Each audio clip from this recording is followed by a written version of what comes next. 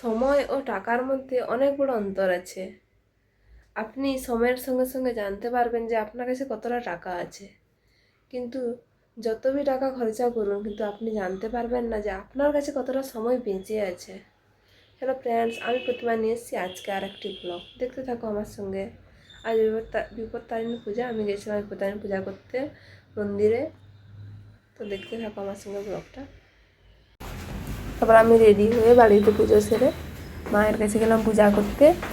ফল সব 13 রকমের ফল নিয়ে করে গেছি। তো মায়ের পূজায় 13 রকম ফল লাগে। এই পূজাটা রথ ও উল্টো রথের মাঝখানে যে শনিবার মঙ্গল পড়ে সেটার ভিতরে যে কোনো একদিন করা যেতে পারে। তাই আমি শনিবার দিন আমার সুবিধা হয়েছিল বলে করেছি। শ্রাবণ মাসও ঢুকে গেছিলো, তো দুজনকে নিয়ে গেছিলাম, দুজনকে দিয়ে আরতি করালাম। এই আমার বড়ো প্রথমে আরতি করলো মাকে, তারপর ছোটোটাকে বলতে ছোটোটাও রেগে গেছে করবো বলতে। তারপর আমি আরতি সেরে বাড়ি এলাম। কিন্তু মায়ের রূপটা কত সুন্দর দেখো।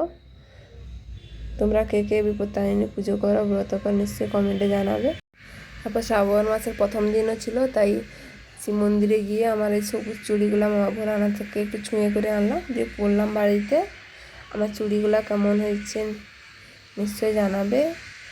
কে কে শ্রাবণ মাসে নিরামিষ খাও বা কিছু করো তা নিশ্চয়ই জানাবে।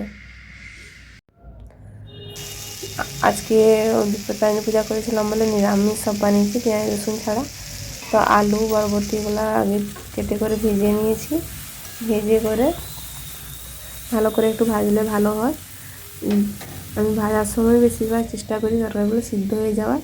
তারপরে এটাকে পনির দিয়ে বানাবো বলে আগের দিন দুধটা কেটে ছানা বানিয়ে রেখেছিলাম। তো ওই ছানাটাকে আর বসাইনি, পনির বানাইনি। তো আমি এতে টমাটোর, আদা, পোস্ত, জিরা আর লঙ্কা দিয়েছি, শুকনো লঙ্কা, ওটা পেস্ট করে নিলাম। যে গরম তেলে চন্দনী একটু ফোড়ন দিয়েছিলাম আর লবণ একটু দিয়েছিলাম, লবণ না দিলে ছিটকায় বুঝি। তো মশলাটা ঢেলে দিলাম, ঢেলে করে তারপর ওখানে একটু হলুদ দিলাম, হলুদ দিয়ে একটু গরম মশলাও দিলাম। তারপর মশলাটা কষলাম ভালো করে, যতক্ষণ যেন তেল ছাড়লো। তেলটা ছাড়তে একটু জল দিলাম, জল দিলে আর একটু কষলো। তো তারপরে পনিরটা দিয়ে দিলাম, পনিরটা দিয়ে ভেজে নিলাম হালকা ভাজতে ভাজতে। তার টেস্ট একটা আলাদা রকম আছে যত ভাজবে।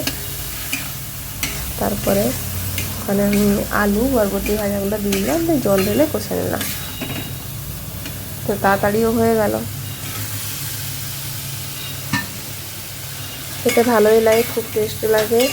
যারা বরবটি খায় না বা পছন্দ করে না তারাও খাবে তরকারিটা এরকম বানালে। কষা কষা একটু বানালে, আমি একটু হালকা ঝোল রেখেছিলাম, তো এমন বানালে তারাও খাবে, বাচ্চাও খাবে, সবাই খাবে।